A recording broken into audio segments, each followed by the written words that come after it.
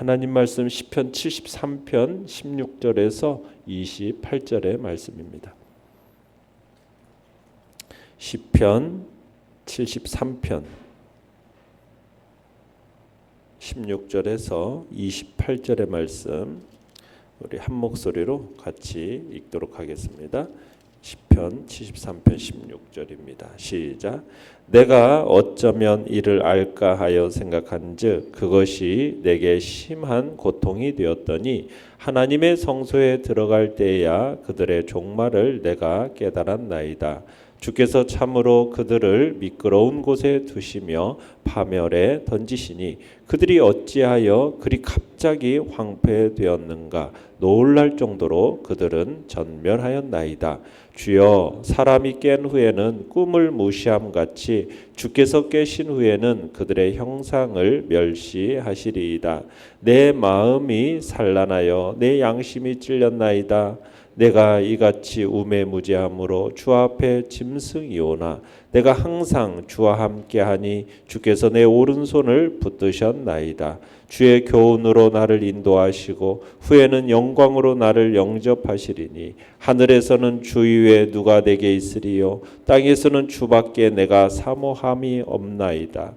내 육체의 마음은 쇠약하나 하나님은 내 마음의 반석이시요 영원한 분깃이시라. 무릇 주를 멀리하는 자는 망하리니 음녀같이 주를 떠난 자를 주께서 다 멸하셨나이다.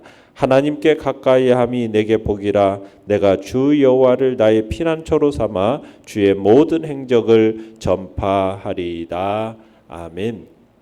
오늘 말씀의 제목은 하나님께 가까이함이 복이라라는 제목으로 말씀을 나눕니다.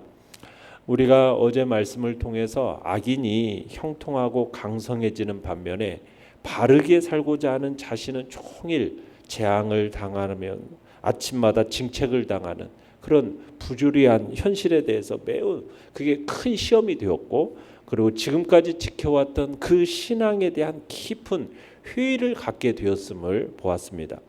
그래서 시인은 급기야 자신이 정결한 삶을 사는 것이 이게 실로 헛된 일이다.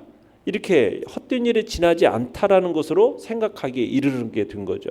자신의 신앙을 포기할 마음까지도 먹기까지 했던 것입니다. 그러니까 시인이 거의 넘어질 뻔했어요. 그렇지만 넘어지지는 않았습니다. 그래서 참으로 이건 시인이 그래도 신앙의 뿌리가 제대로 내려져 있었음이 증거가 되는 거죠.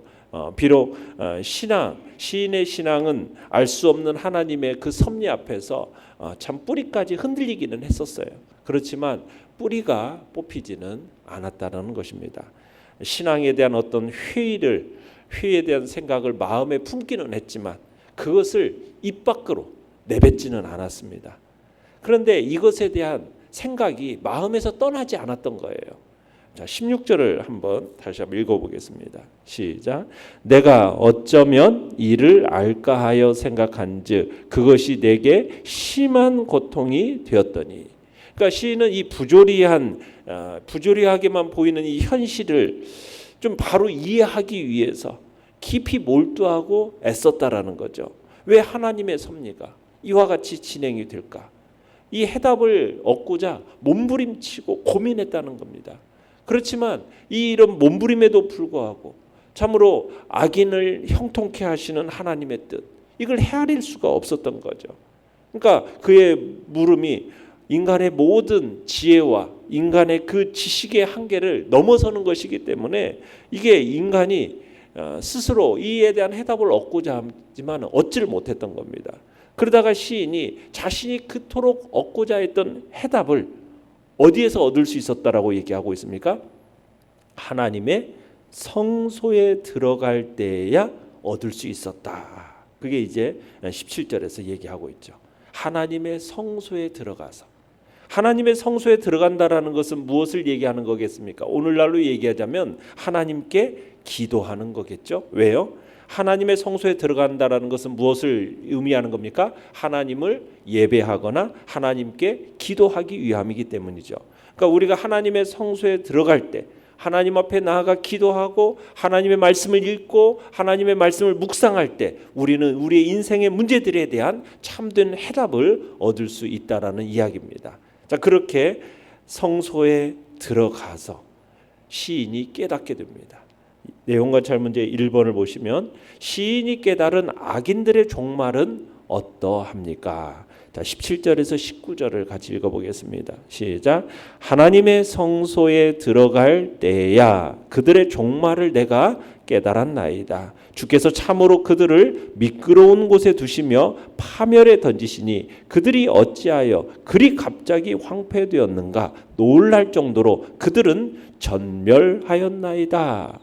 자, 악인들의 이 형통함이라는 것이 어떻다는 겁니다. 영원하지가 않다라는 거죠. 그들에게는 영원한 멸망의 심판이 준비되어 있다라는 겁니다.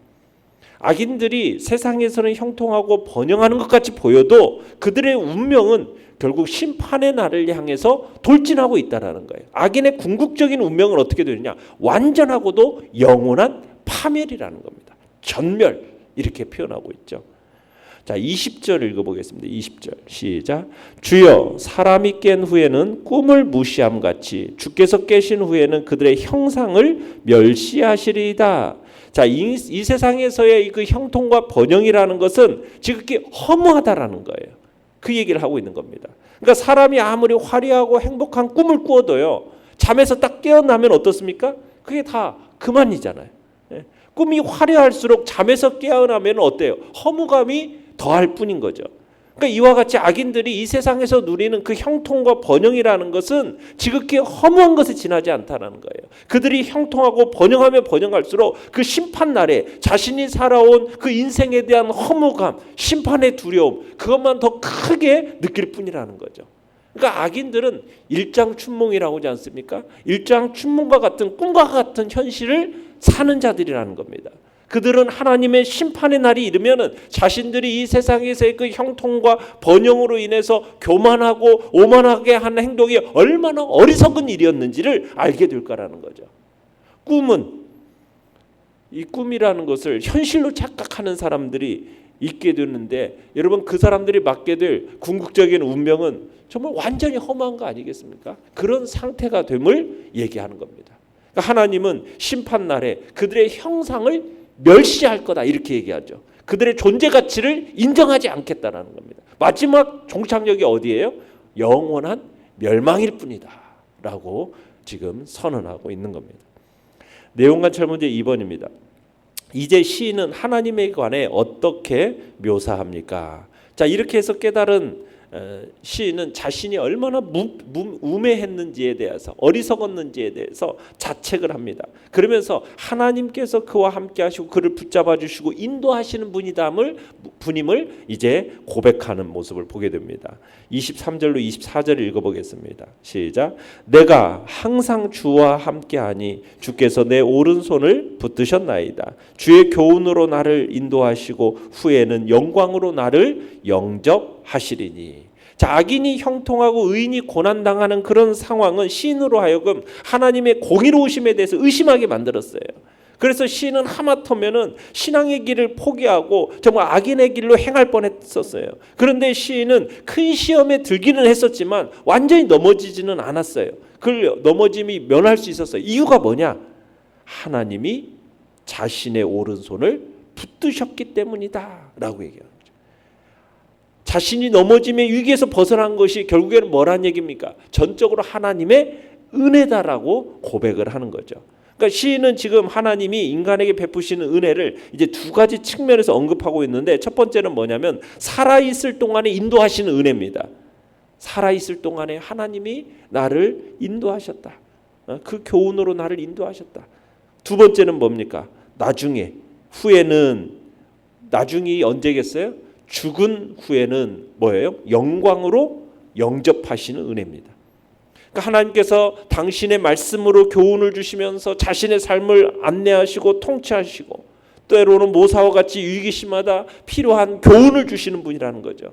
그렇기 때문에 이런 모순적인 현실 앞에서 그것이 눈앞에 보이지만은 좌우로 치우치지 않고 그 의의 길을 갈 수 있었다라는 겁니다. 하나님의 말씀은 결국 칠흑 같은 어둠 속에서 실족하거나 넘어지지 않도록 정말 정도를 걸을 수 있도록 그의 발에 등과 같고 그의 길에 빛이 되셨다는 사실이죠. 사실 하나님의 보호를 받는 성도라 할지라도 이 땅에서 고난 가운데 살 수 있어요. 그러나 내세에는 이 모든 문제가, 이 모든 고난이 완전히 해소가 되어지고 영원히 영광스러운 삶을 살게 될 겁니다. 이런 미래에 대한 확신이 있어야 되고 그 확신은 우리로 하여금 이 땅에서 고난을 이길 힘을 갖게 만드는 거죠. 자, 그래서 25절 26절을 읽어봅니다. 시작. 하늘에서는 주 외에 누가 내게 있으리요? 땅에서는 주밖에 내가 사모할 이 없나이다. 내 육체와 마음은 쇠약하나 하나님은 내 마음의 반석이시요 영원한 분깃이시라. 하늘과 땅 어디에도 하나님 한 분 외에는 자신이 의지할 만한 존재가 없다는 겁니다. 사모할 존재가 없다라는 겁니다. 하나님께서 하늘과 땅을 통치하신 유일한 절대 주권자라는 사실을 지금 고백하는 거죠. 환경과 조건을 넘어서 절대적으로 신뢰해야 할 분, 그분은 하나님이심을 지금 분명한 신앙 고백을 통해 신앙을 고백하고 있는 겁니다. 자신의 존재가 지금 육체와 마음은 쇠약해요. 탈진되어 있어요. 자신 스스로는 지금 문제를 해결할 능력이 없음을 겸허하게 고백하는 겁니다. 그러면서 자연스럽게 어떻게 해요? 절대적으로 의지할 분, 전능하신 분, 하나님, 그분이 내 마음의 반석이시요 내가 나의 영원한 분깃이십니다 라고 지금 고백하고 있는 겁니다. 자신의 육신과 마음 어느 것도 온전한 것이 없으니 하나님만을 의지할 수밖에 없고 지금 이렇게 의지하는 자신에게 하나님이 영원한 나의 분깃이시고 유일한 소망이십니다. 그분은 현재만이 아니라 장래에까지도 정말 자신을 영광으로 영접하실, 자신에게 영원한 분깃을 허락하실 그 하나님을 소망하고 신뢰하겠다라고 지금 고백을 올리고 있는 지금 시인의 모습을 보는 겁니다. 27절 28절 읽어봅니다. 시작. 무릇 주를 멀리하는 자는 망하리니 음녀같이 주를 떠난 자를 주께서 다 멸하셨나이다. 하나님께 가까이함이 내게 복이라. 내가 주 여호와를 나의 피난처로 삼아 주의 모든 행적을 전파하리이다. 자, 시인은 지금까지의 모든 논거를 살펴볼 때 주를 멀리하는 자는 어떻게 된다? 망하리라. 분명한 결론에 이르게 됩니다. 마치 길을 잃은 양이 스스로 목초지를 떠나 정말 다른 곳을 찾으면 어떻게 됩니까? 핍절하거나 잘못된 길로 가서 결국에는 낭떠러지에 떨어지거나 맹수의 밥이 되지 않습니까? 인생의 중심이신 하나님을 멀리하게 되면 그렇게 길을 잃고 망하게 된다는 거예요. 지금까지 계속해서 어떻게 보면 악인의 형통함, 고난의 없음, 그들의 재물의 부묘함, 그들의 현실의 복을 제시하면서 하나님에 대한 원망의 심정을 토로했던 이 시인이 이제는 복에 관한, 복에 대한 완전한 전환된 입장을 보여주고 있는 거예요. 복이 뭔가, 그 복에 대한 이제 입장이 무엇인지를 정확하게 이제 그 심령의 변화를 지금 보여주고 있는 말씀이에요.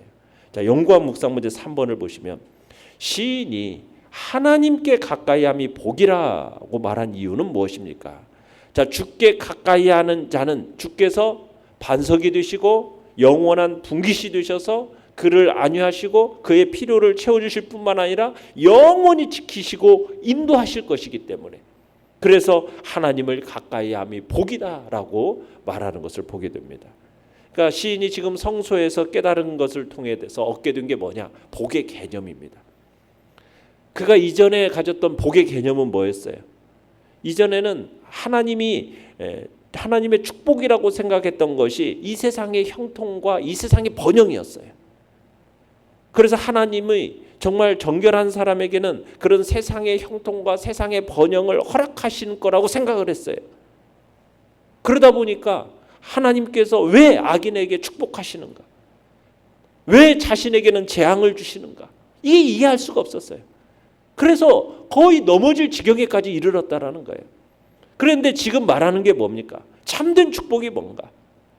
참된 축복은 이 세상의 형통과 이 세상의 번영에 있는 게 아니라 하나님을 얼마나 가까이 하는데 있는 것과 관계되어 있다라는 것을 얘기하고 있는 겁니다.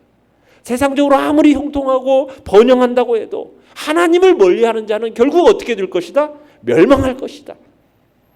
세상적으로 아무리 공고한 삶을 살지라도 하나님을 가까이 하는 자, 하나님과 함께하는 자는 결코 망하지 않고 결코 소멸되지 않고 그에게는 하나님이 함께하셔서 그를 의의 길로 인도하실 뿐만 아니라 나중에는 죽은 후에는 영원한 하나님의 영광스러움으로 그를 인도하셔서 영원한 분깃이 허락됨을 알게 되기에 하나님이 가까이함이 내게 복이다라고 고백하고 있는 것이에요. 하나님을 가까이함이 복입니다.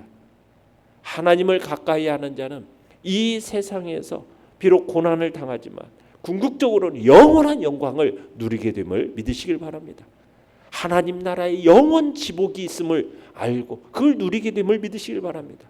그러나 하나님을 멀리하는 자는 아무리 이 세상에서 번영하고 형통하다 할지라도 그것은 일장춘몽에 지나지 않다라는 것, 궁극적으로는 영원한 멸망에 처하게 된다라는 사실을 우리는 기억하고 그걸 알아야 되는 거죠. 그래서 느낀 점 4번을 보시면 여호와를 피난처로 삼고 주의 모든 행적을 전파하겠다고 선포하는 시인을 보며 무엇을 느낍니까? 세상 사람들은 하나님을 멀리하고 자신의 힘이나 재물을 의지하더라도 시인은 하나님을 통해서 자신의 모든 문제를 해결하겠다, 이런 의지가 느껴집니다. 하나님 중심적인 그 시인의 신앙심이 잘 드러나고 있음을 보게 됩니다.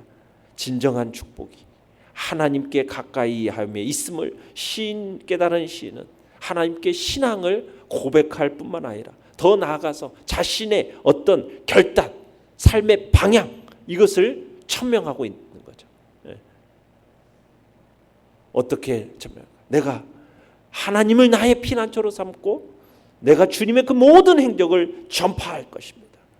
그러니까 하나님의 뜻을 바로 깨닫고 이런 모든 그릇된 생각, 자세를 극복했을 뿐만 아니라 더 적극적으로 하나님의 뜻을 모든 이들, 모든 세대에게 담대하게 선포하겠습니다라는 당당한 모습을 갖추게 되는 이 시인의 모습을 우리가 보게 되는 겁니다.